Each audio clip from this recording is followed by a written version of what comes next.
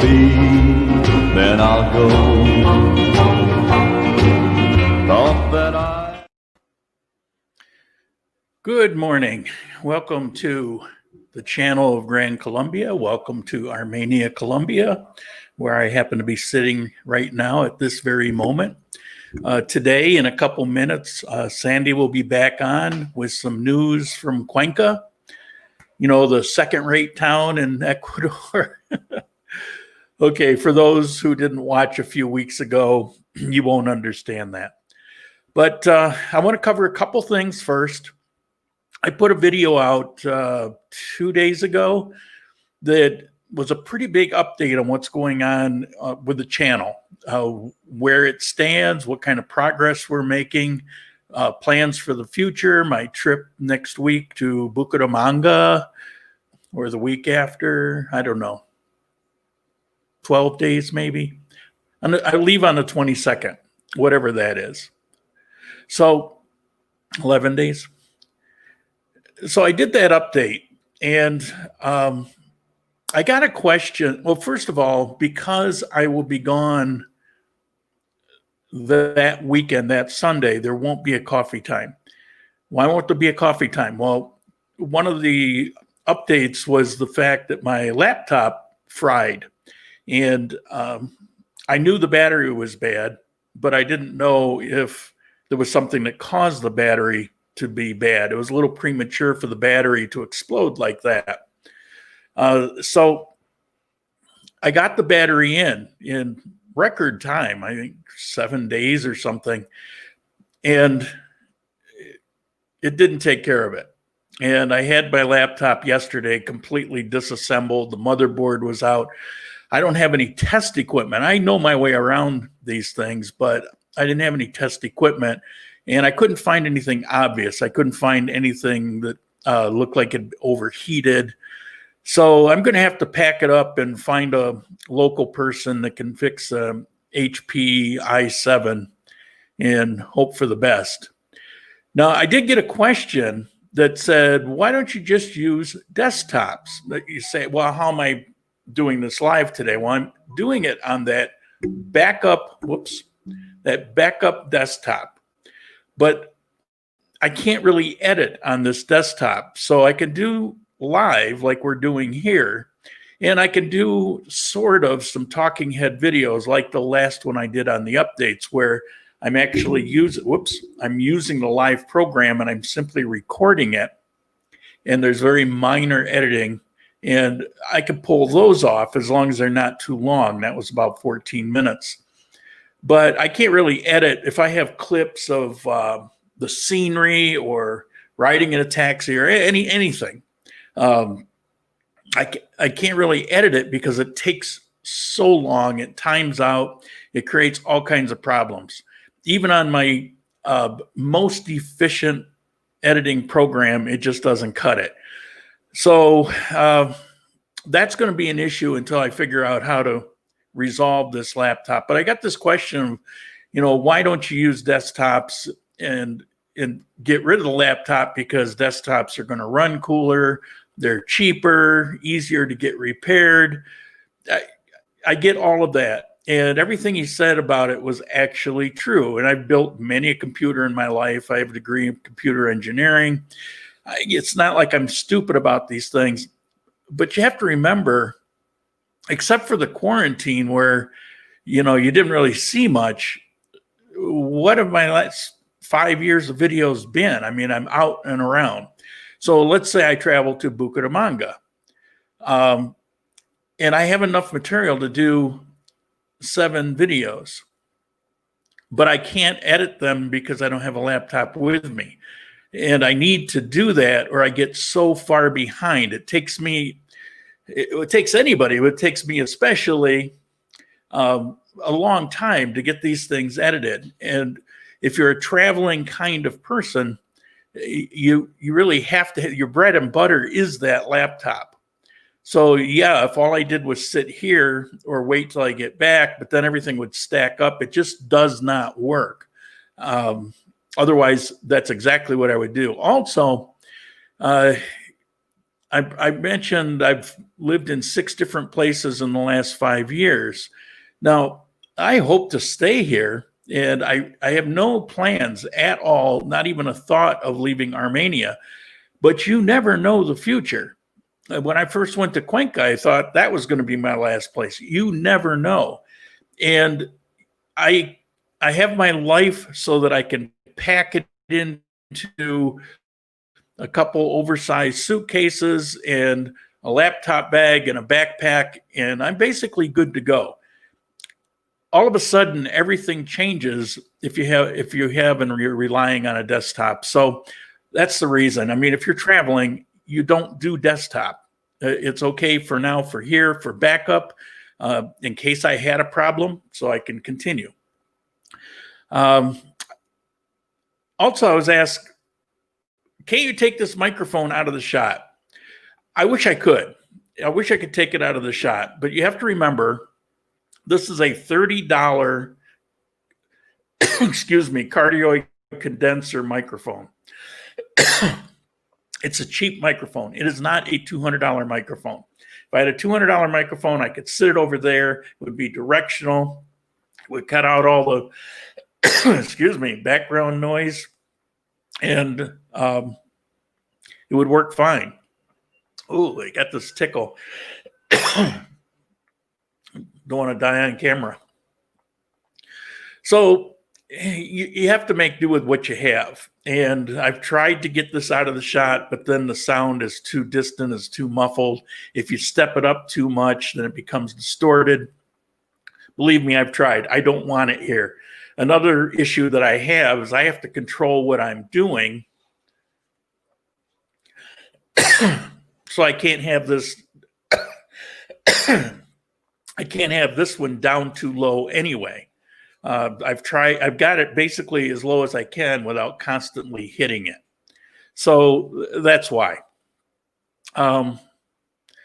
What's the last thing here? Oh, I bring this up. Usually I don't talk about, trolls or negative comments too much. I mean, I get a fair amount, but, I just kind of ignore them. But I did have somebody bring something up, and I'm always second guessing things that I do. And essentially in his comment, he said, I'm just being a drama queen. And the thing is, I was just telling about what's going on. And why was I telling what was going on? It's because people ask me. And so I get lots of questions about what's happening. And they don't just ask me about something good that happened. They just want to know in general, what kind of struggles do you have? What are you facing? What's it like? What are your moods like? What issues do you have? And so I talk about those things also. So it's not a matter of being a drama queen. It's a matter of just being as informative as I can. Now, there are things that I just don't say on camera. I mean, they just get a little too personal. But I do try to reveal as much as I can, because I have a lot of people that ask me those things for various reasons. And so I try to accommodate. Okay, that said, that's my housekeeping for today. If she's still there and if she's still awake, let's see. Are you there? Hi. Are you frozen? Oh, you were frozen a little bit. What? How are you doing? Fine, and you? I'm doing good. I had somebody say, you should have less Sandy. Why? I don't know. But then I have like several dozen people saying, when are you going to have more Sandy? So there's one person in Cuenca that apparently doesn't like you on the video, but then there's everybody else that thinks you should be on more. As a matter of fact, one person told me, is there any way you can stop doing the videos and just let Sandy do them? Mm-hmm. Yeah, you like that? No. Okay, I don't care. Okay. I enjoy talking to you, It's like, Yeah. we can talk a week, and it's only for a few minutes. Yeah. and I can practice my English. That's the point. I There you like to be so. I'm going to scroll down through the comments here. Video image is blurred. Not for me. Looks crystal clear for me. Okay, so what's new in Cuenca? Okay, today here in Ecuador, we are in a holiday, Guayaquil Independence Day. We have 3 days off, and so people are traveling. And here in Cuenca, we have kind of good tourists from Guayaquil. People from Guayaquil came, and that is good because we need to reopening restaurants, tourists. Tourists. So the terminal is open again, and they are full with trips. Nice. And see, I'm happy. Well, I stay here at home. I have too much work. So And go ahead. so tell me. Well, the border to Colombia and Ecuador are still closed, though. The land border. See, Yeah. with Do you Colombia know? and with Peru. Do you know when they're going to open? No, they are how do you say, analyzing Uh-huh. to reopen, but not yet. Maybe for the next year. Oh, see here they're talking about possibly November. Here, That, we are maybe in I could take a political bus. crisis. A political crisis? See, because the next year we have elections for president, so Yeah. we have too much changes at the Yeah. government. Yeah, we're having country problems now is- here too. You know, I think one of the best presidents Colombia's had in the last 50 years. They thought that he had done something wrong, stolen money, and they put him in prison. They just released him because it was actually political opponents that put him in prison, and they did it without any kind of legal process. So they've let him out. When governments have no money and have a lot of pressure from the people, things can get ugly. So what else is? Yeah, what else is new there? What else? Now, what else here in Cuenca? We have a beautiful days. This holiday was really sunny. I'm happy. But you're staying in the house. I'm staying in the house, right? But still. What else happened here? More accidents with tranvia. You know, always. That's so funny. People are still walking in front of the tranvia. You know, it's like, how stupid. I know, and some guy died. He crashed with his motorcycle to the tranvia, and he died. It was awful. But he was not respecting the, how do you say, light car? No sé. Yeah. Well, what else is new here in Cuenca? Well, you got good weather. You have tourists. Holiday. What? You have good weather. You have tourists. You have a holiday, and somebody died on the motorcycle. Sí, en tranvía.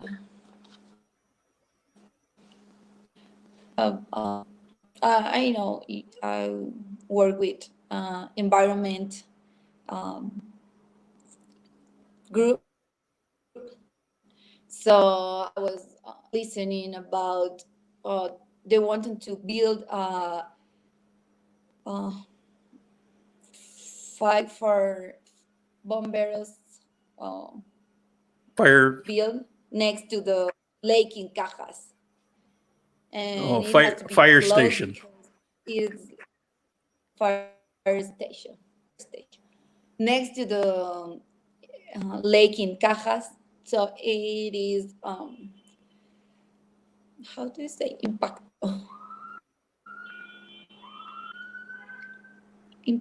how do you say, I don't know, but Impact. that it's Environmental impact.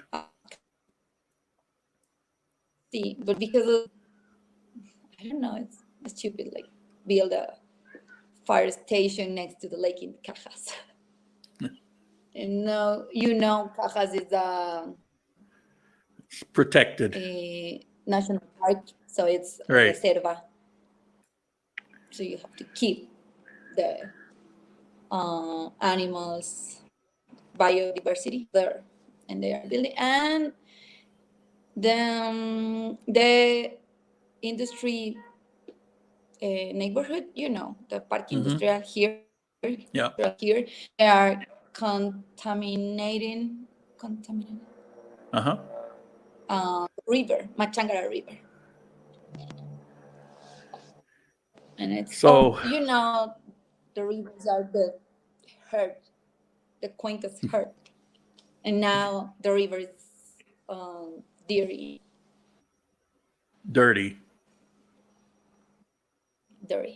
Mm-hmm. See, somebody says no. it might be better to bring her on with cell phone instead of video. She's on a cell phone. That's actually part of the problem. See, I think it's because it's choppy. It keeps freezing up. It's very choppy. See, I know. I don't know if it's my internet. I'm sorry. Yeah, it's your internet. It must be slow. Mm-hmm. I was listening, and listening you, and you talk with me really slow. And when you're talking with anyone else, you talk really fast, and I couldn't understand you all your conversation before. Only I understand like something about your battery. Well, I've used a desktop computer and something like that. But I couldn't understand you. But now when you talk to me now, it's different, your English. Thank you for that. Well, you know that if you travel a lot, it makes a big difference to try to enunciate and talk slowly for people. If you're not going to use Spanish, then you really need to slow it down. If you come to Colombia, if you go to Cuenca, Ecuador, and let's say your Spanish is not very good, and you meet somebody that speaks English, like Sandy, for example, you want to really slow it down and talk clearly for them, because just because they speak English, it doesn't mean it comes easily. And I know what I have to do is in my head when I'm conversing in Spanish is I have to translate. Not every word, but some words I have to actually think in my brain to translate so that I can understand. And that takes time. And so if you speak more slowly, it gives people time to absorb those words and understand what's going on. I always did that with you. You used to say that you understand my English, but you don't understand other people's English. And that's why, you're trying to communicate. So, but if I'm talking to this audience, they speak English. And so I can talk at a normal pace. And the truth is, I'm not that fast anyway. They tell me all the time, it's like speed it up. speed it up. So, but that's a, Good that's a for good me. tip for you guys. Yeah, not for you. So anything else going on? How's your family? My family's fine. My mom and my dad came to visit me. Happy I with them. Nice. Now? Tea. So they're in Cuenca this weekend. The coast here to Cuenca yesterday night, but they stay at Adri's house. Ah, well, say I hello have so for much me. work. Say hello to them for me. Okay. Okay, I'm going to tell them. Sandy Thank you, has but it's- I very, need to- very nice parents. I need to ask you something. Go ahead. So, if you have a friend who wants to practice with someone, you can give them my number or something, because I want to practice English too, and I can teach them Spanish. Okay. I'm sure I'll have Because, volunteers. So I need my English. Yeah. I need to be with my English, but I can teach Spanish if someone wants. Okay. Well, you guys heard her. If you want to get some Spanish lessons and help her practice her English, send me an email and I'll get you in touch with her. I'll screen you first to make sure you're not some kind of nasty pervert. I didn't want to say the words that came in my head. And yeah, that would be good. That would be good for everybody. Mm-hmm. See, someone wants. So, and my battery is dying. What? Oh, my battery is dying. I'm on myself. Can you hear me? I didn't understand. Your brother is dying. My battery. Oh, your battery. Batteries. Sorry, the internet is. Yeah. Well, I just didn't understand you. Okay. Don't know. I need to practice. All right. Well, I'm going to let you go. It's kind of broken up anyway. We need to talk about what internet you have. Here.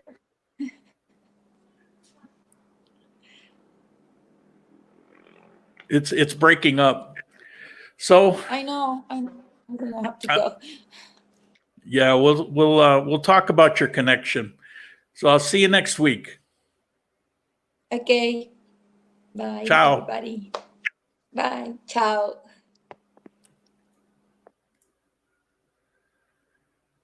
Okay. Let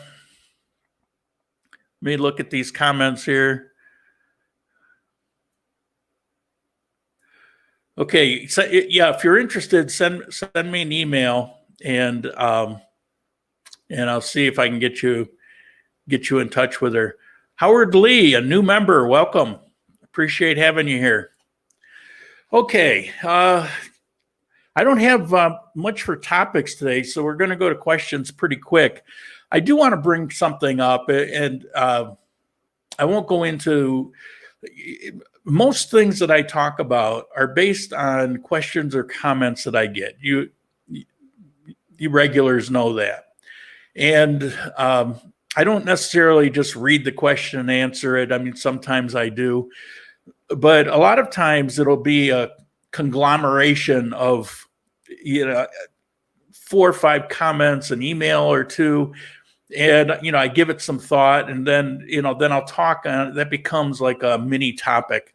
And so I got one here today. Now, what's the first thing people think about? Oh, I'm going to move to Colombia, or I'm going to visit Colombia. Number one thing, is it going to be safe? And and I tell people all the time, yes, it's going to be safe. There are areas that are not safe and you don't go there. Just like there's areas near Chicago or Detroit, or you really wouldn't want to spend much time in Portland lately. There's areas that'll be unsafe. All big cities have their issues everywhere in the United States, here. And the degree of it is actually less here than it would be in most cities in the United States.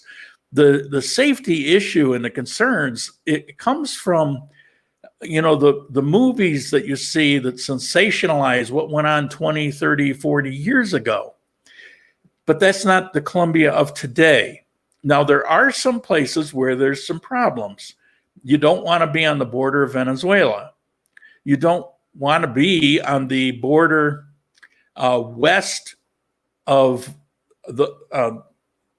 the main road through South America, South American Highway, whatever the name is.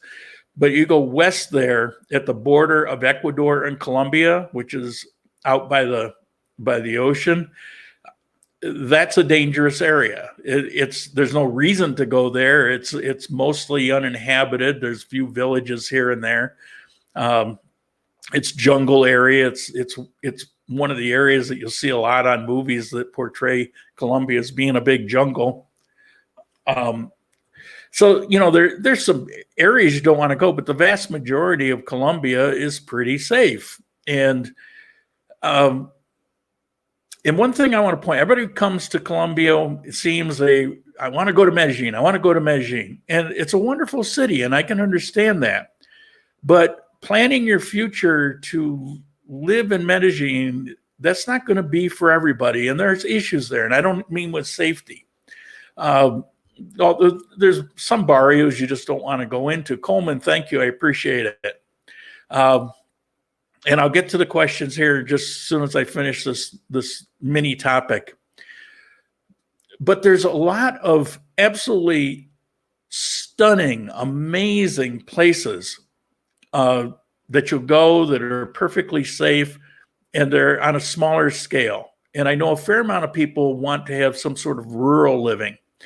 Now, I'm going to tell you that, and this is kind of a generalizing, but if you pull out your map and you take a point at Medellin and you draw a line over to Bogota, and then you draw a line down to, say, Tuluá, and then back to Medellin, you get this big triangle, and that'll be the Golden Triangle.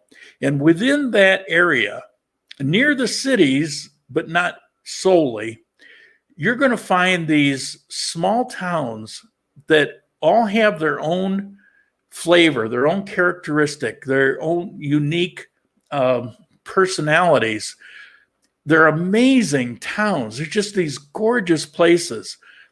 And I would highly recommend that spending some time in Medellin, yeah, that's all well and good, but you might want to take some side trips to these smaller areas that are just fantastic. One, for example, a place that's in Medellin, we say it's in Medellin, but it's actually outside of Medellin, that has become extremely popular and it's really exploding, is Envigado.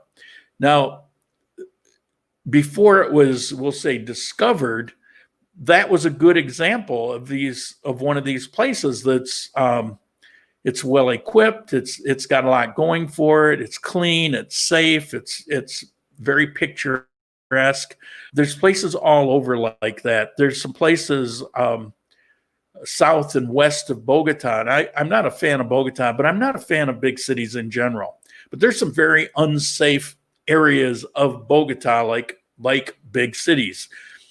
But when you get outside of Bogota, you get to these small picturesque towns and villages that are just, I see these places and I just want to live in every one of them.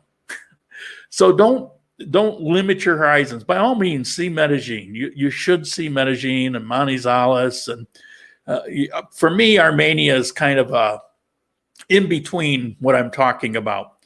But I really recommend that you see Colombia beyond just the one or two big popular tourist cities.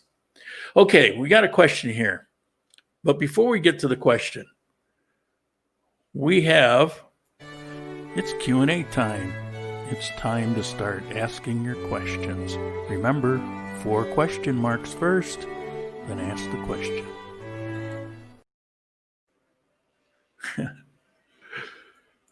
There's a little insider joke about that. All right, what do we got? At your apartment, who is the internet provider? Is the best for you? The average cost per month, include cost of installation, please. Well, I have Tigo here. I wanted to have Movistar. I've explained this already within the last couple of weeks, so I don't want to go into too much detail.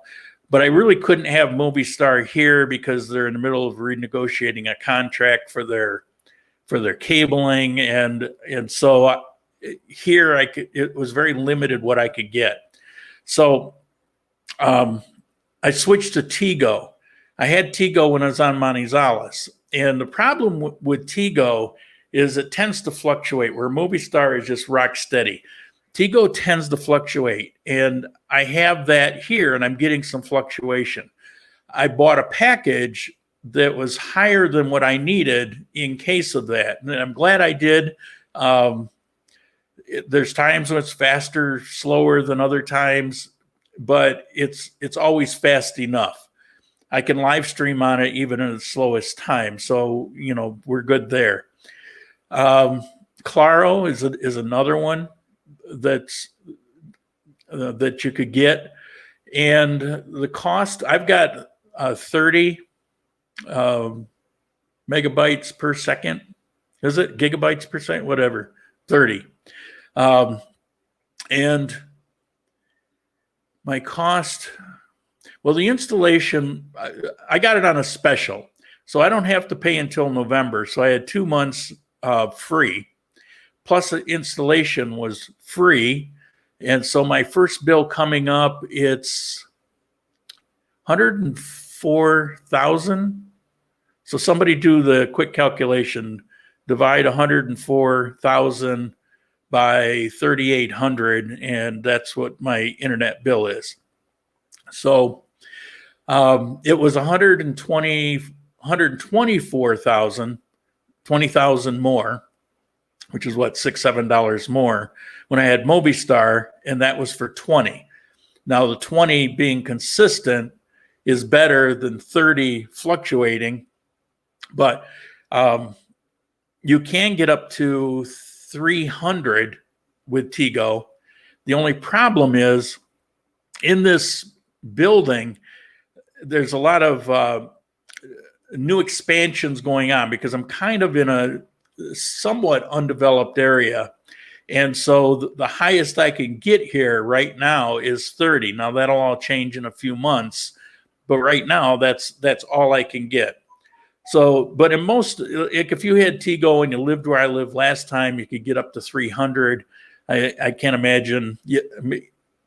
I can stream, I can upload videos, everything on 20, it works fine. I can't if it's below 20. 30, when this thing's running full bore, it's awesome. So that $27 US. Okay, so I pay $27 a month for my internet, and like I say, it was a little bit more with Movistar. So that's the situation on the internet. I looked at several cities, done research, but for me, Cartagena, want the ocean and all the modern things. I take it you probably haven't been to Cartagena yet. It's a great place to go, but it's hot as hell. But you can adjust to that. But the thing about Cartagena, it's beautiful. They got beautiful beaches. But when you get a couple streets back away from the beaches, it all kind of goes downhill. And Cartagena as a whole is a pretty dumpy city. It's not a place that you just want to go out and walk around and take in the sights. So if you're on the beach, you're just going to want to be on the beach.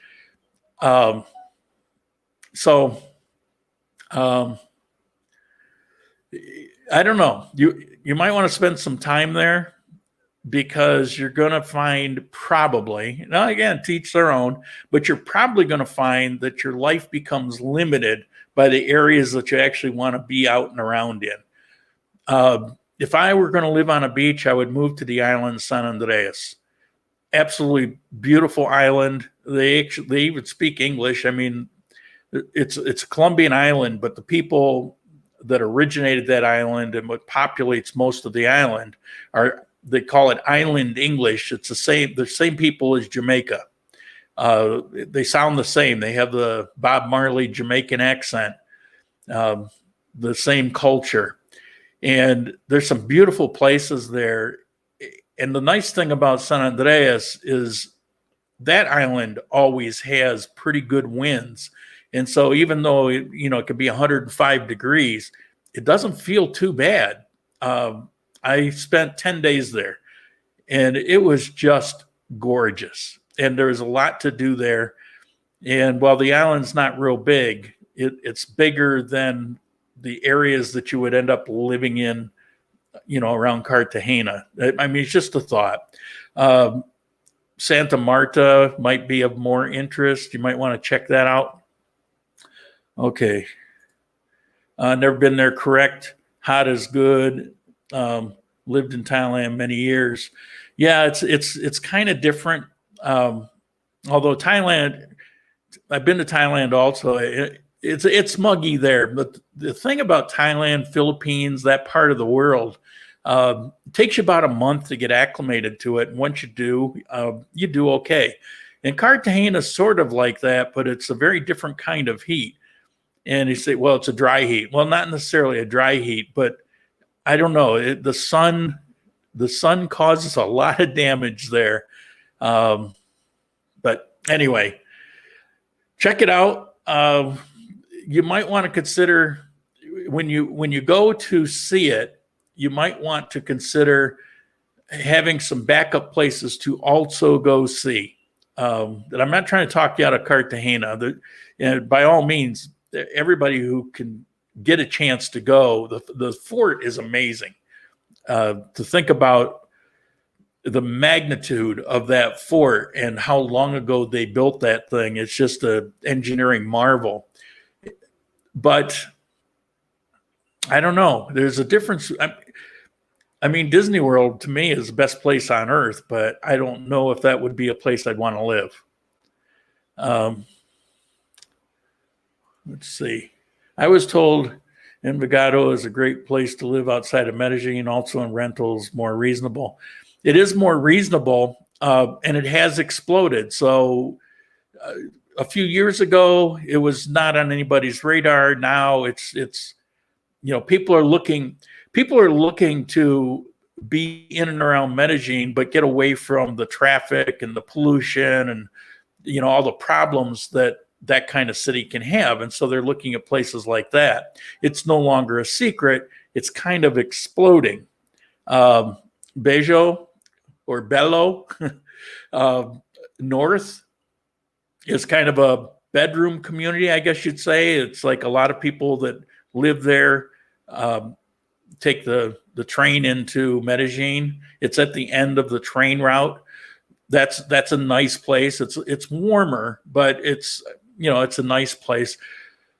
But I'm just saying, to me, it's all Medellin, and you might want to, if you really want to understand Colombia, these small towns should be on your go visit list.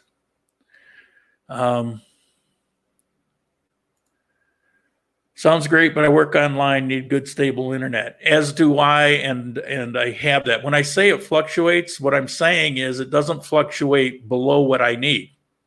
So, and again, I'm not trying to talk you into being here or not, but the most resource consuming thing you can do is uploading videos. And I have no problems. So there's nothing you can do that takes more resources than that. And I can also, the download is, I mean, I can run both TVs, my cell phone, and Alexa all at the same time and not have any issues. So, I mean, you don't need, but more than that. I confirm you would not like to live. I didn't say near Disney World. I said in Disney World.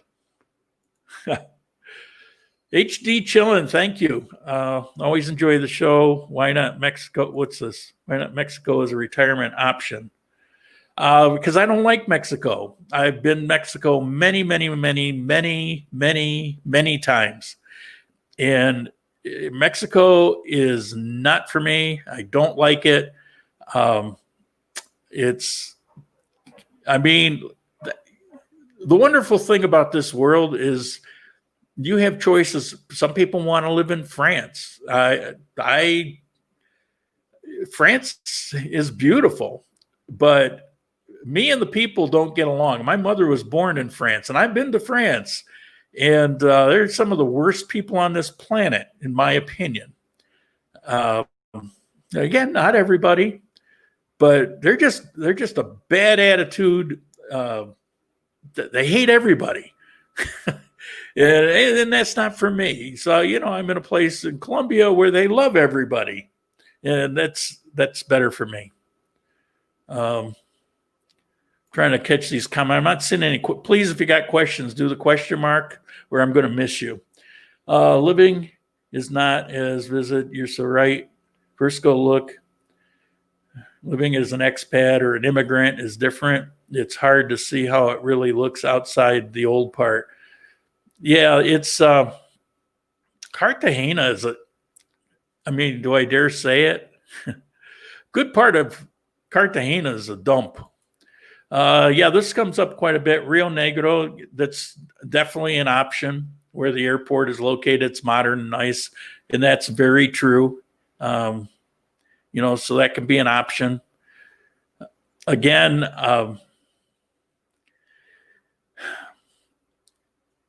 to me, these are all Medellin. Well, they're not, but to me, they are. And I'm talking really about small towns like Salento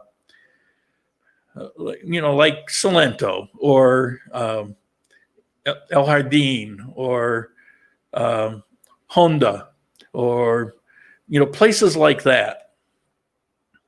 The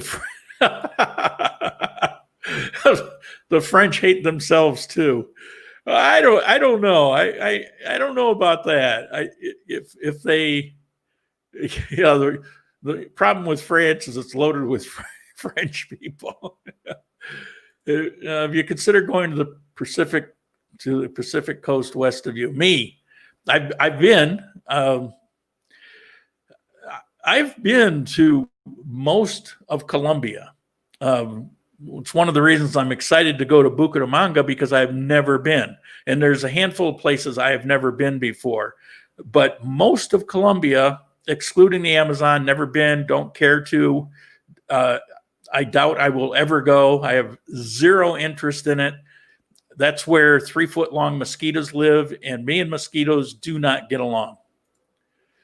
I live in Cali. I'm sorry that you live in Cali. And after living here and getting older, I'm getting tired of the heat. Where would you suggest to move to that has cooler weather? Anywhere but Cali. Oh my God.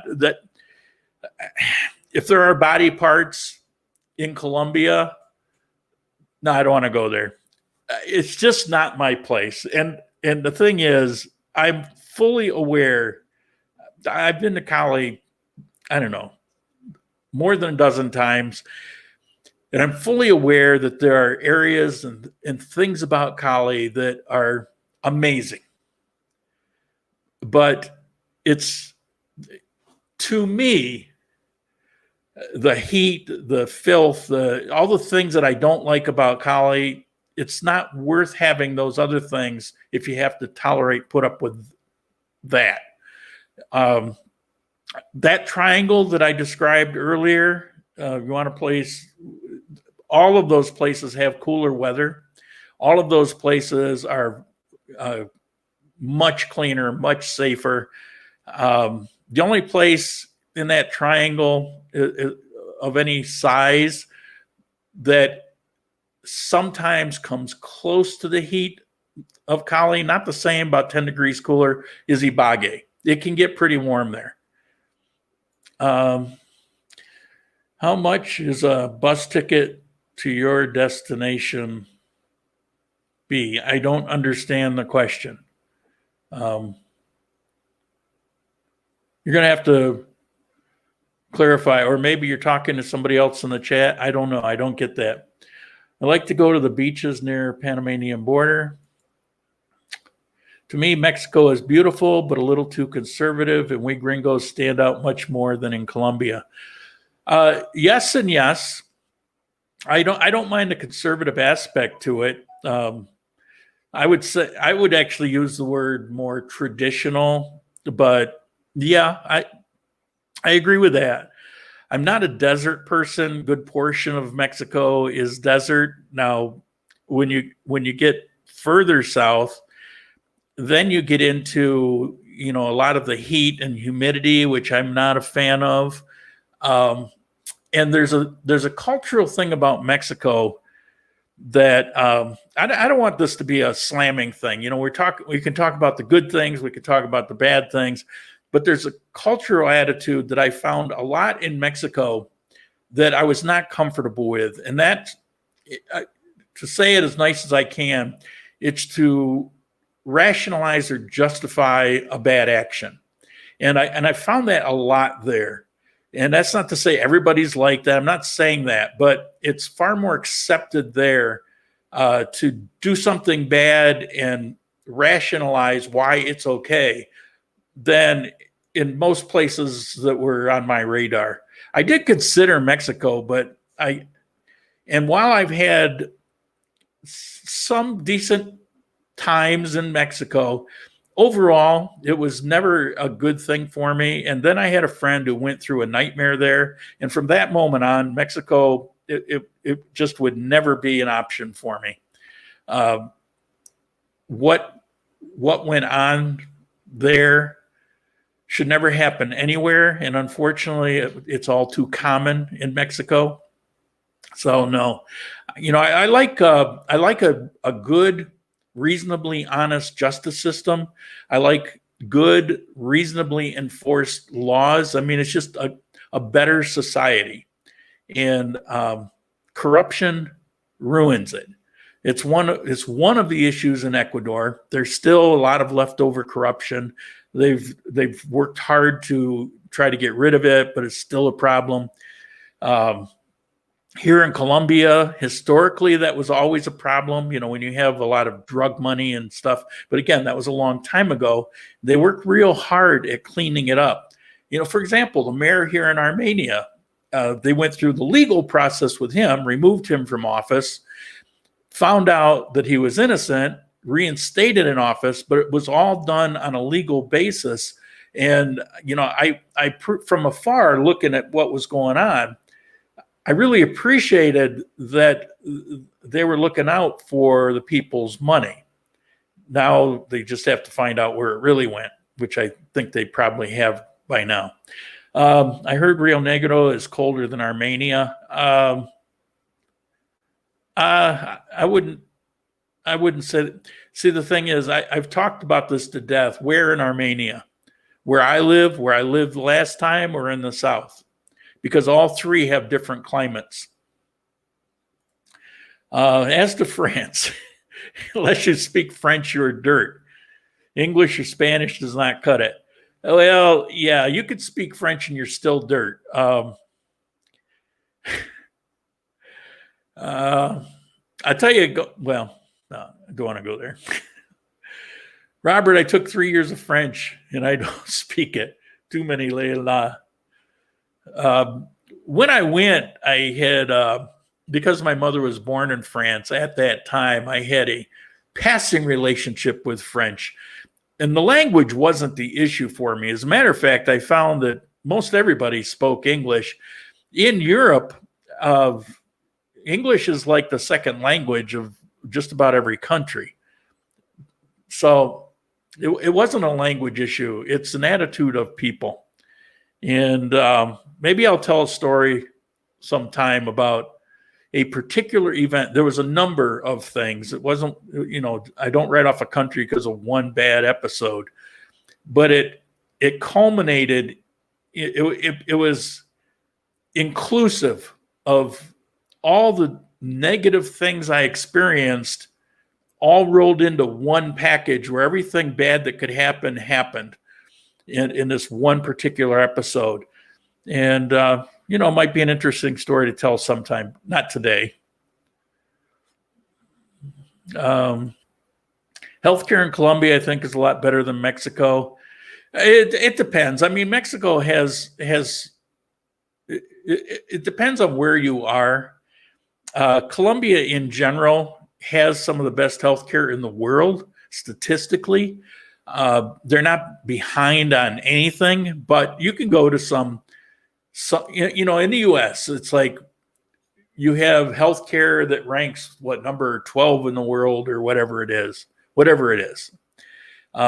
You don't bother correcting me. It could be 20, it could be 23, it could be 3. I don't know, but wherever it is. And if you go to Johns Hopkins or you go to a known place, you're going to get world-class service. But if you go to some out of the way little town and wherever, you might catch an infection and die.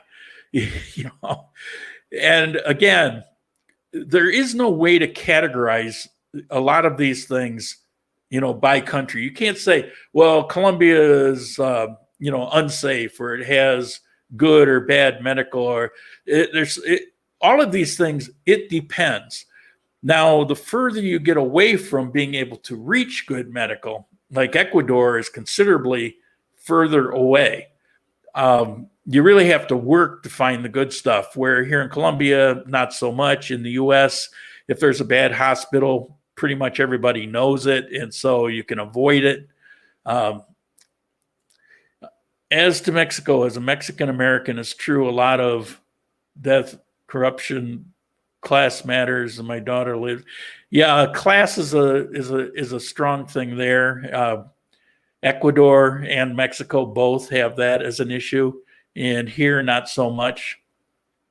The corruption is a big thing in Mexico for me. It's become a way of life. It's so entrenched.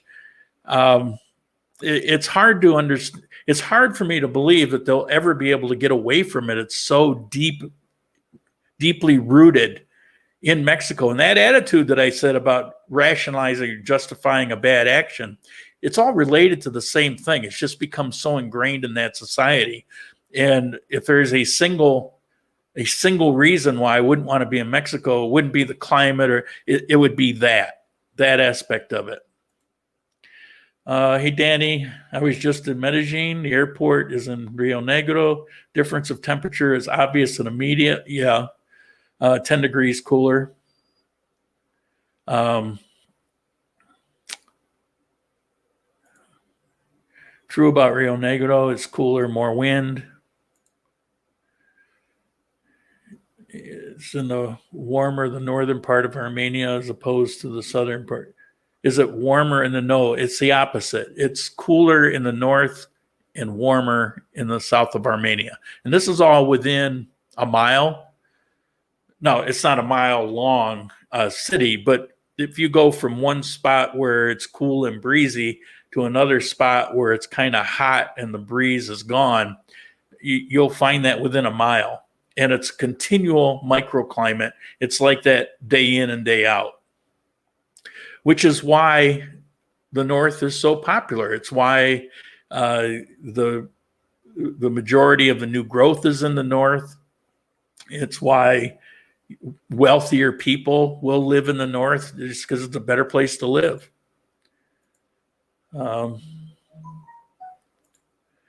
Good point. I forgot what my point was already. What do we got? It just sounds strange that one city can vary so much in weather. Well, the Andes Mountains will do that for you. It develops these microclimates, and that's why I understand that it sounds strange to you, because if you're not familiar with it, it just doesn't seem right. And that's why people, they get on the internet and they say, aha, I read on the internet that it's this, this, and this. And it's not. And it's not because you could be, if that's taken anywhere from El Centro to the airport, for example, it's going to be completely different than if you're from Parque Fundadores and north, or even over here east of it. We're very different climates. Like I said, I'm running 5 to 10 degrees cooler here than where I was in my last building, which was considerably cooler than if you were in the south. Where in my last building, it was more to do with the breeze cooling everything off. But where I'm living now, it's temperature and breeze. And it's directly related to this river that runs here. It cools the air, and then I have the breeze on top of that. Okay, yeah, good morning, afternoon. Hope all is well. Almost 4 minutes to afternoon for me. Never miss coffee time, but not always on time. Yeah, I do the best with the time. It seems like the best place we could put. Lots of U.S. expats in Armenia. No. Have they mostly ended up in Medellin, Poblado? Most don't go to Poblado. It's expensive there. And it's also not the easiest place to get around. I mean, it's a tough walk. I mean, if you're going to walk it every day, you're going to get some real good leg muscles. It's pretty hilly. I would do a lot more hiking there than in Manizales, because at least in Manizales you can walk on 23 and it's relatively flat. And you don't really have to go down where it's steep. In Poblado, you can't get away from it. It's just how it is. But that's why a lot of people, move a little bit south in like Lorales, where you still have a lot of really nice things, but it's a little flatter, easier to get around.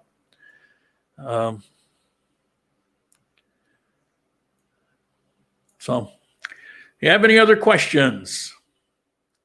Are we done for the day?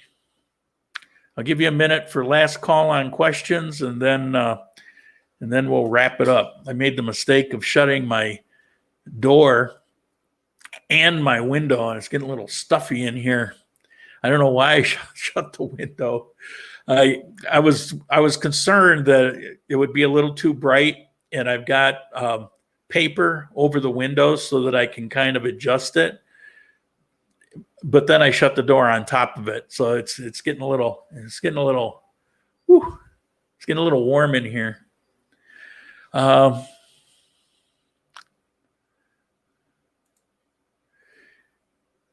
Any opinion about Barranquilla? Well, that's another place that I haven't been. That's on my list. Those places north of Medellin, I haven't been. I will have an opinion on it sometime in the first part of next year. I have an opinion based on people I know that have been there, local friends that have either lived there or spent time there. But I don't have any firsthand opinions. Would it be better to just wait until the new year to travel there? Not necessarily. I mean, you do have to take the extra step now of getting the COVID test. You got to go to the migration site, and you also have to download the tracing app. But none of those things amount to a whole lot. Once you have that, you're here. Outside of you have to wear a mask in public places, everything's pretty much returned to normal now. It's feeling normal to me. The only thing is the mask thing. I went out the other day, and for whatever reason, I just forgot to wear my mask, and nobody even gave me a second look, which is why I didn't even realize it till I got home. That's when I realized, because I always put it in the same place, and I went to take it off, and it wasn't there. It's like, oh my God.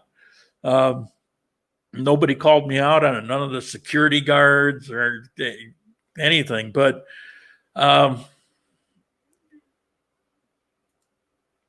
enjoying my new apartment. I love this place.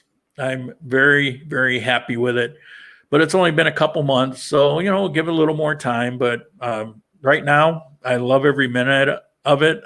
The location is is different, but it's equally as good.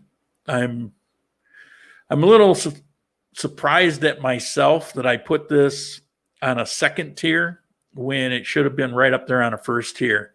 Do you know any airlines with direct flights to Armenia?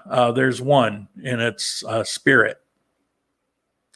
And it's what, three times a week, I think. Robert will know. He's been down here a bunch of times on it.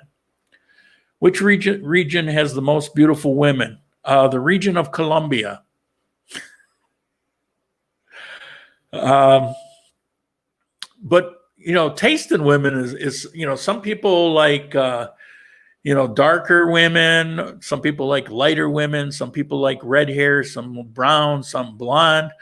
The nice thing about Colombia is you find all of that. One of the things in Ecuador that I noticed, and I wasn't dating then, I couldn't at the time, but you know, we still look, right?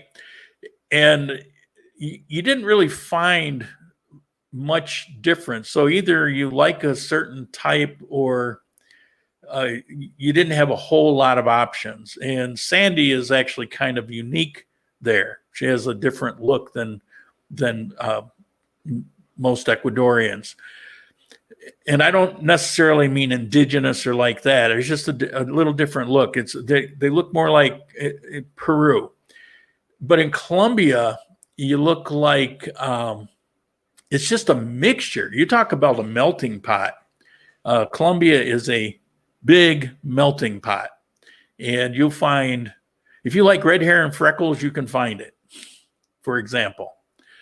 Are dogs allowed in your new high-rise? Dogs and cats are allowed just about everywhere. It's almost a given here, at least here in Armenia. There's no extra charges. There are a few breeds, like if you had some Newfoundland or some gigantic dog.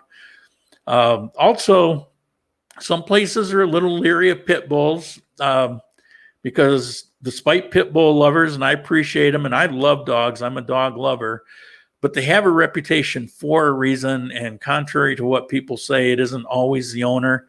If you really look at pit bulls and how they've come about, they are bred to be the way they are. I mean, that's why they are like that. It's intentional. They were bred that way. They're brutal hunting dogs. And so if they do an attack, their attack is far more brutal than if it were a collie, for example. And so you can find lots of places here that it's no problem with pit bulls, but you may run into a problem with a pit bull. So if you have a pit bull, you better ask first. But I would say probably as many as have a problem wouldn't have a problem. Sandy's an asset. Keep her on your videos. She makes all of us smile.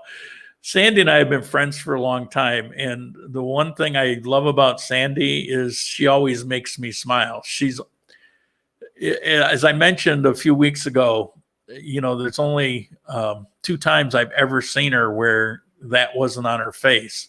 And and she had good reason to be kind of miserable, but all the rest of the time, I mean, through hard times, it doesn't matter. She's always happy. She's always smiling. She never chases things in life.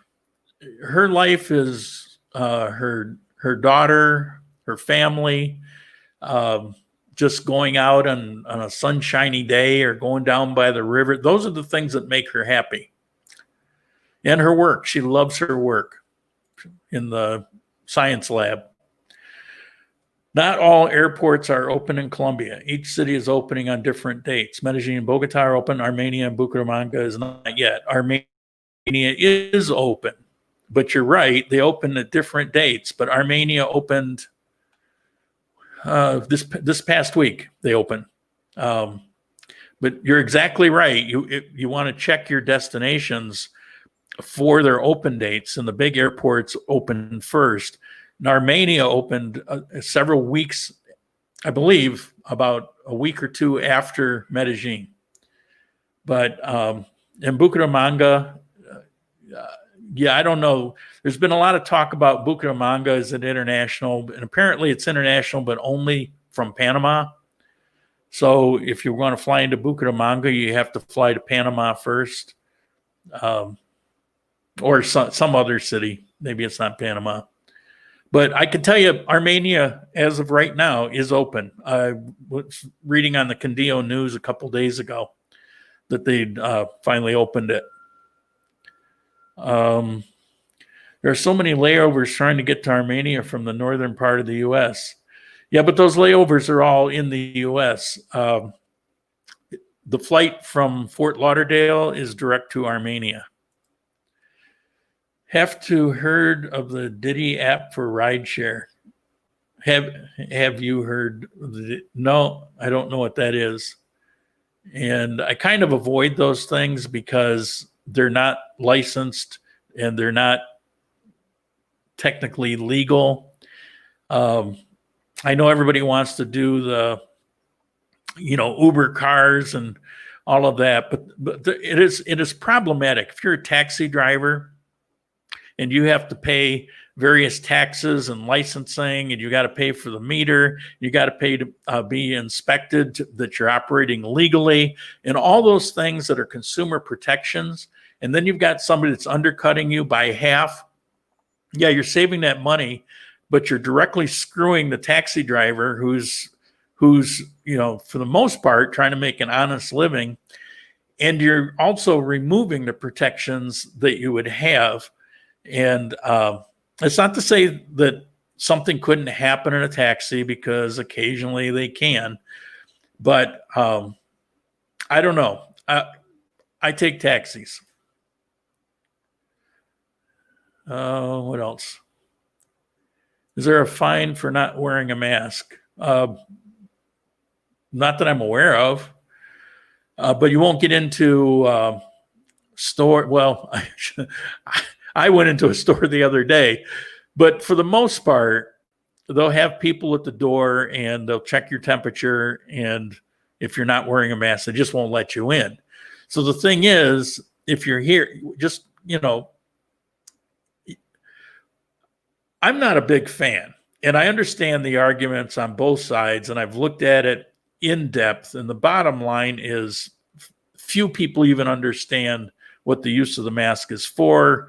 And they think it will prevent you from getting sick. It's not true. I even see this on U.S. News where they're talking about the president mask and how he invited getting sick because he didn't wear the mask. Well, it doesn't work that way. So I know there's a lot of craziness around it. But here's the thing. If you're living in the U.S. and Colombia, wherever, and if that's what their rule is, just follow the rule. If you live in New York City, you're kind of screwed. You won't have restaurants, but you can go across to New Jersey and you can sit out in a restaurant and have a nice dinner. If so, wherever it is you are, you pretty much want to go by those rules. And I found it's not a big deal. I also have a mask. I showed it before, but it has these big cutouts in it. And so if I sneezed, it would be better than if I didn't have a mask on. On the other hand, I don't steam up my glasses. It's foggy. It's got some openings in it, and nobody cares. The thing is, I already had coronavirus. That was confirmed not so long ago with an antibody. But I already had coronavirus. You can get it again, but it's much less severe. But I know the symptoms now. So I don't know. There's almost nothing here in Armenia. There's never been much of anything here. Okay, Sandy's very demonstrative in arm and body language. Yep, that's true. The only international flights to Armenia with Spirit from Fort Lauderdale 3 times a week. Yep, and he would know. He's been on every one of them. Sandy is also very intelligent. She is. She's extremely intelligent. She lived with me for a while, and I got to see how bright she is. She'd probably be up in the, I would say in the upper 1 or 2% of a population. Sometimes because she's always laughing and smiling, she may come across as goofy, but which she's really bright. Cabs in Armenia are not expensive. Well, that's true. I mean, I can go across town for a couple dollars. It's most taxis that I would take are at the minimum, which is about $1.50. It was even, they weren't expensive in Cuenca, but they were like twice the cost of what they are here. Great point regards tax, easy to forget, price is not everything. Yeah, the thing is, you know, these guys that Uber and they brag, well, I'd be a fool to take a taxi and pay twice as much. And they're talking about, you know, $1 or $2 a few times a week, but they're directly impacting somebody who has all these expenses to be legit. And what's an Uber have? You know, he's got a free app. He doesn't pay for the app. He's got his car, and that's it. There, you know, there's no licensing. There's no. It's just not fair. That's an awesome area you're in. I think you did a walking video of that area a while back. I did, and I've got another one. I've got two that I'm working on that I just can't get through because of this situation. But there were two videos I had actually planned that would have been out by now. One is another walking video around this area, and another was by request, and I wanted to end the season 10 with it, was an overview of the 6 places that I've lived since I came to South America, the last 5 years. So talking about the first place I lived in Cuenca, and then in Giron, and back in Cuenca, in Manizales, and the first place in Armenia, and here. And I think it would be an interesting thing, can't talk today, you know, compare, you know, the differences from one to the other. And so I was excited about doing that video. And so both of these are sitting there, and I have no idea when I can get these done. It's kind of thrown me off. I thought it would have been the perfect video to end season 10. Because we're really, based on how I do these, the length of time and the reasons coming out of COVID and going to the first place to explore, it's time to go to season 11. The advantage of using Uber for me is I don't speak Spanish. You don't have to communicate with an Uber driver where you need to go. It's not an advantage because you can use all kinds of taxi apps that's exactly the same. So it's not an advantage. It's no different. I use an app here since I came here because there's always taxis up in the front of the mall. But if I want a taxi to come pick me right up here at the building, they're not here. So I use the app, and they show up within usually 2 to 5 minutes. And the app is actually for Condeo. Condeo Taxi, I think it's called. And you put in where to pick you up, and it's done off a map, so you don't even have to know the address where you're going. The map comes up with a pointer. You just put the pointer over top of the area that you want to go, and that's it. They show up. They know your name. They know, you know, his license number. You've seen his picture. You know what year and model car he's got when he comes to get you, and he takes you to the destination. You know, they'll always confirm, but I say yes. And if you don't speak any Spanish, you can show them the address on your phone or on the map. It's even if you don't use a taxi app, it really is not a problem. So no, let's see. Thanks. I'll check Spirit. What are your plans for Halloween? I don't really have any plans for Halloween because I haven't been planning out that much. I've got so many things up in the air, and when things like this laptop, dies, and I don't know when I'm going to be able to get it fixed or replaced, it alters a lot of what goes on, because you have to remember I spend probably a good 40 some hours a week editing videos or preparing the videos. And you think, well, you got more time. Well, but if I do the Halloween, it's because I want to do a video about it. And so I don't know. Everything's up in the air. I'm not planning past the Bucaramanga. And when I go there, I have no idea how soon I'll be able to get those videos processed for you guys to see. Is there a budget laptop to perform the tasks you need? No and no. Unfortunately, I wish.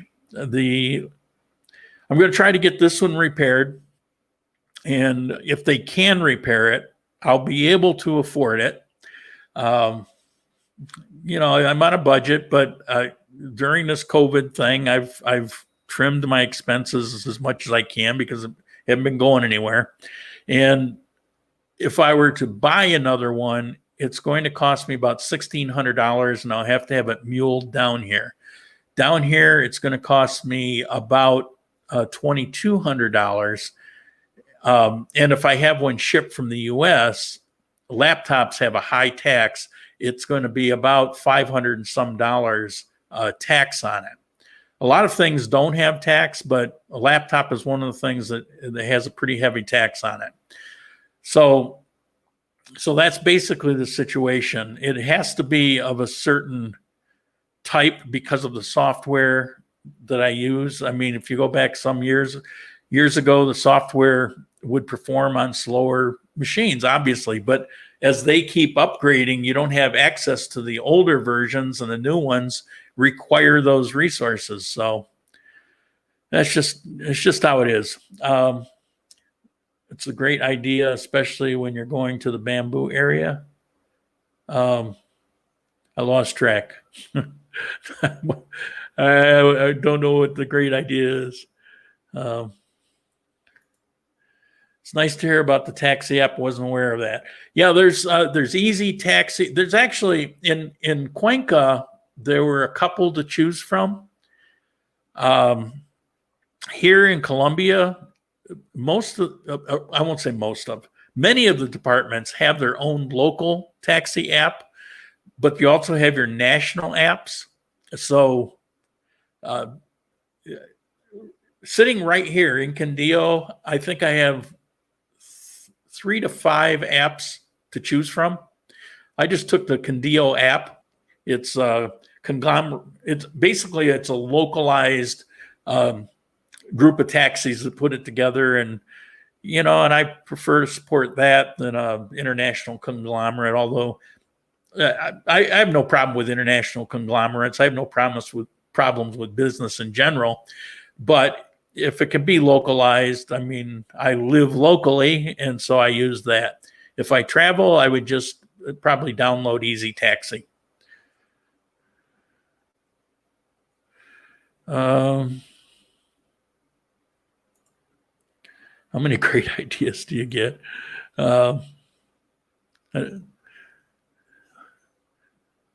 Okay, so, all right, I think that's it. So we're going to end it here today. I'll get up and running so I can edit as quick as possible. I'm going to, tomorrow, I'm going to take my laptop to a guy. I've always been conversing with him. He assures me that he can, he has the ability to work on an HP i7 17-inch Envy laptop. It's kind of, it's not a real common laptop here yet, although you can get them, you can buy them, but most people don't, because most people don't have the kind of demands of what I'm looking for, and they're expensive. They're more expensive if you're living here on this economy where your income is like 25% of what it is in the U.S. And in the U.S., this is not a cheap laptop. So hopefully he can repair it. When I get there, I'll talk to him. I'll look at some examples. I don't want to hand it over to, it's too valuable to just hand over to him and on a wing and a prayer. So I'll look around, see what he's done. And if it looks like he can go ahead and repair it, I'll hand it to him. I have 0 test equipment. So that's really the big thing. And then once he finds it, it's a matter of how long it'll take to access whatever is wrong. I will be able to point them in the right direction. I did have this apart. I've got some ideas of what this probably is, and I can certainly exclude a whole bunch of things that I'm sure that it isn't. So, you know, that'll be the first step. Second thing is I'll have to buy one. And if that's the case, I don't know. You know, maybe if the stimulus check ever comes through, then I can put it onto a laptop and chip in a little extra to it and make it happen. As far as getting it transported down here, I know a number of people that will be coming down, so I don't think that'll be a big problem. And you can bring it through customs. That isn't a problem. Bring it through customs.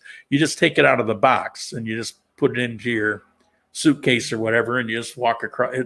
It's a non-issue. Didn't mean to leave that on there. How old is your laptop? It's 2 years old. It's relatively new laptop. It's an excellent laptop. It resolved a lot of issues that I had. The last one,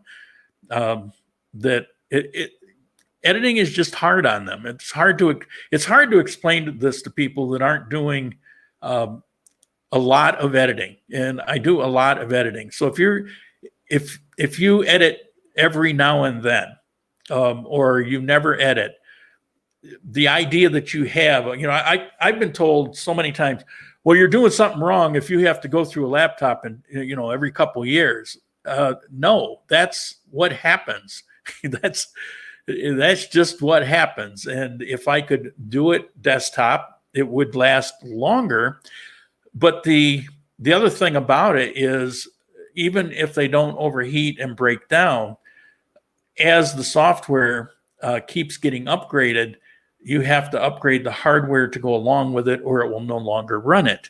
And so, you know, when you take a combination of what the issues are, that's what you're left with. So every couple of years, you got to go through it. When I tell you guys, you know, it costs money to do this, when, you know, the microphone and the issues of that, everything's a compromise. You know, I do things on a budget, and I do the best I can with it. You know, I got this microphone. If I were in the US and if I were knocking down $1,000, $2,000 a week and more, like before, then I would have sitting here the right kind of microphone. It wouldn't even be a question. But when you're living on, you know, closer to $1,000 in a month with a couple $100 in contributions or YouTube or like that, then that couple $100 microphone becomes a huge amount of your budget. And so you start looking at things like, I'm going to cross my fingers and hope. Now, this microphone has been great. The quality, I'm really pleased with. It doesn't ever have to be any better. But there are some limitations with it, and you just have to compromise. And it's the same with cameras. It's the same with everything that I do. But there's some things, like being able to run the software to edit, when it comes to that, you can't compromise. So all these things add up to a cost, and you can take all of these costs, like some months you may have nothing, other months you have a lot, but it works out to a certain expense over the course of a year for every single month.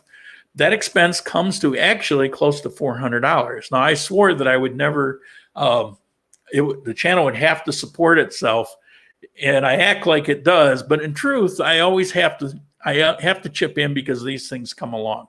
Just like, you know, if I get that stimulus check, guess what? It's not going to go to me. It's going to go to a laptop so that I can get back to editing.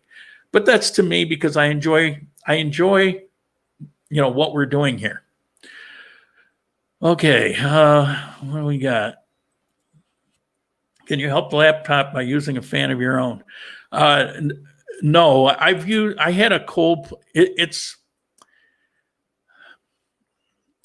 well, the only thing I can tell you is no, that wouldn't work. I've used a cold pad. I've done different things. No. My thinking was that I would set this up as a backup and maybe I could take some burden off. Unfortunately, this desktop is not enough. So my idea was that at some point I would upgrade the desktop to where I could actually edit on it reasonably well, because these you can keep cooler, and then use the laptop for travel only. And eventually I'll get to that point. But, I'm just not there yet. And like I said, I don't have thousands of dollars to just set things up the way it should be set up. It's all piecemeal. Paris, the French dislike themselves even more than the Americans dislike them, according to an opinion poll published on Friday. Okay, I won't argue it. Personally, I think they hate others more. But then, when you do hate others, that does usually mean you're kind of hating yourself and you're taking it out on others. So, maybe there's something to that. I wouldn't get another HP. I had heating issues with. I love HP. And God forbid, this is not an HP issue. I have friends that edit, particularly since I've started doing these videos. I'm in contact with a number of people. A couple of them, there's two guys that are actually extremely famous with multi-millions of subscribers. And I talk to these guys on a regular basis. And so it's not a matter of my experience. I've discussed with them these issues and what I'm going through. They're actually surprised that I get past a year. But, I'm conscious of it. I'm probably more aware and more careful than a lot of people might be. I do try to limit what I'll edit for a while, and then I'll shut it down for a while, and then I'll come back and edit for a while. Rather than just sit there for 4 hours straight, I might take work on it for a couple hours, and then maybe take a 20, 30-minute break and then come back and work.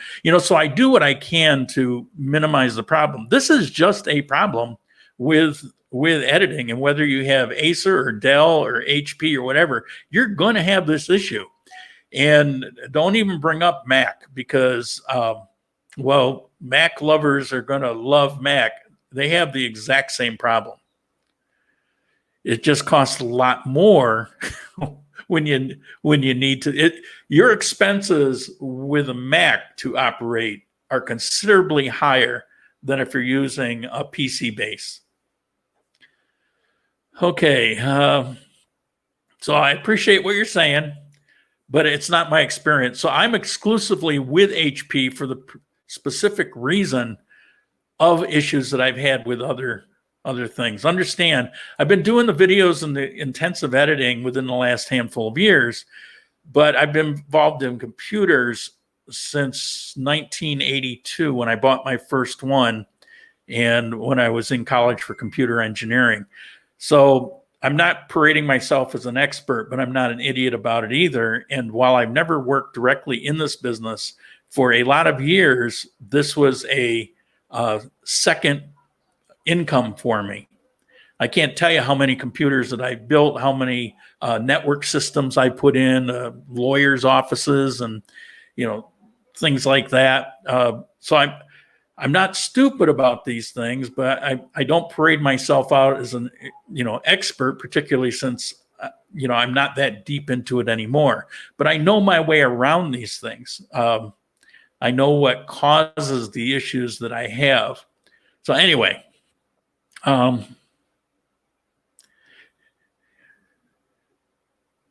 what editing software do you use? Well, mostly I'm using simply because if this wasn't an issue, I would be using a different software. But mostly what I'm using is Filmora 9.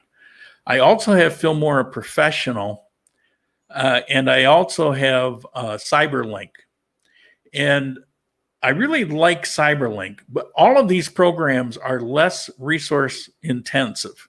So, people tell you should be using Final Cut, you should be using Resolve and things like that. Are you kidding me? They're considerably more resource sucking than the ones that I use. And the one that I use most, although if I didn't have an issue, if I didn't have to prolong and live on the budget that I have, I wouldn't use it. But Filmora 9 is my software of choice for most things. Some things I just can't do on it, but for most things, it's my software of choice because it performs better than the others as far as less of a load. I was early in computers. Yeah, I was. My very first computer was a TRS-80, and then I had a TRS Color. There was one that was a mail order one. I don't even remember the name of it. I had some piece of crap Texas Instrument thing. Back then, I was writing software because back then there was no software available when these first came out. You had no software. So if you wanted it, you had to sit down and learn BASIC. And so I would write my own programs. I was just very interested in it because I'm mathematical minded, and that kind of fit. Now, I learned over the course of time that writing software is way too tedious for me, and I learned to dislike it. But in the courses that I was taking, I had to take old languages, C++, COBOL. I had to take COBOL. Talk about antiquated, BASIC. All the original languages, I had to take classes in them, and most of them are gone. C++ is still around, but most of these were gone. I didn't realize I was so smart. It's not a matter of smart. It's just a matter of, keep plugging away at it. Like I said, I've never worked an official job using that degree. I went back for that degree. My first degree was in aviation management, which I got while I was in the Marine Corps with on-base extensions. But I avoided the math, except once I was out of high school, I realized I had an aptitude and I actually liked math. And I started reading books on mathematics. And so when I got out of the Marine Corps and I had my VA benefits and I could go back to school, I could have gone on for a master's, and I decided to go back for another bachelor's. And I decided to take computer engineering because it had the math and sciences that I really liked. And that's how I got into it. Plus, it was new at the time, and few people knew about it. And I'm just a very curious person. And so it's like, I got to know about this. And, so that's how that came about. Ever try Adobe Premiere Elements? I can't run it. It's too yes, I tried the Adobe programs. I can run them on that laptop. It's powerful enough. I mean, it's pretty state of the art. I can run them. However, it's considerably more resource intense than what I'm using. The software I'm using is specifically to address the issues that I have. And again, if I were in the US, this would not even be a topic of conversation. But I'm actually living on this economy.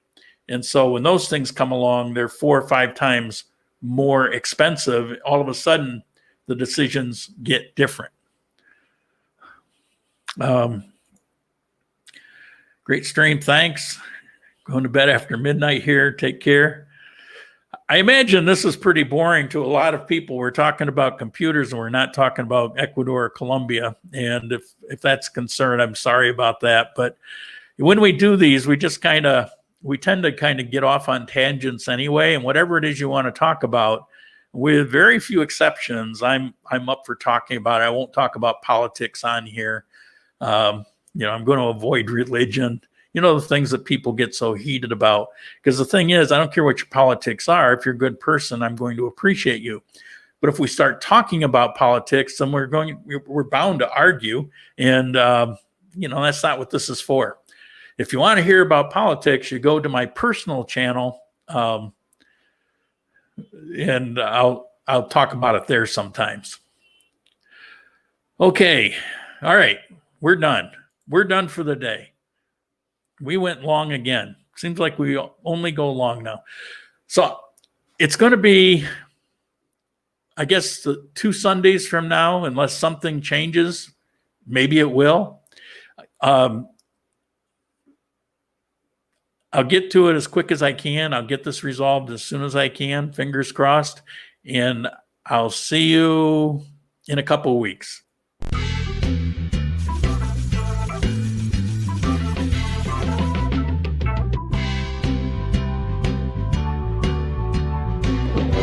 Terminating.